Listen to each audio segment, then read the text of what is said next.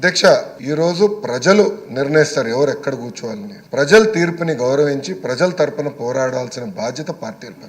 అధ్యక్ష, గౌరవ ఉప ముఖ్యమంత్రి గారి కన్నా జగన్మోహన్ రెడ్డి గారికి ఎక్కువ భద్రత సిబ్బంది ఉన్నారు అధ్యక్ష. It is a matter of fact today. ఎక్కడ కానీ మేము లీడర్ ఆఫ్ అపోజిషన్ కానీ ఎన్ని పరిగణలు తీసుకోకుండా threat based on that Z+ security ఆయనకి ఇస్తున్నాం. గౌరవ ఉప ముఖ్యమంత్రి గారికి Z కేటగిరీ ఉంది అధ్యక్ష, Z+ ఇచ్చారు అధ్యక్ష. అంటే ప్రభుత్వం చాలా క్లారిటీగా వ్యక్తిగత విభేదాలకు వెళ్ళేదేం కాదు.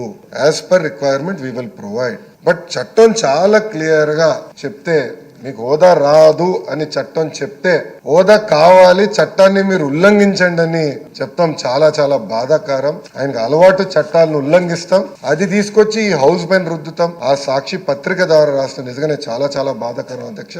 ఎందుకంటే సీనియర్లు ఇప్పటికే మనోహర్ గారు మాట్లాడారు. తప్పనిసరిగా దీన్ని సీరియస్ గా హౌస్ అందరం తీసుకోవాలి. ఎందుకంటే ఇది ప్రాక్టీస్ కింద అవ్వకూడదు అధ్యక్ష. రేపు ఏ పార్టీ అధికారంలో ఉన్నా ప్రతిపక్షంలో ఉన్నా ఈ ప్రాక్టీస్ కరెక్ట్ కాదు. హౌస్ గౌరవం పెరగాలి, చర్చ జరగాలి, ఇష్యూస్ పైన హోరాహోరీగా చర్చ జరగాలి నేను ఆశిస్తున్నా.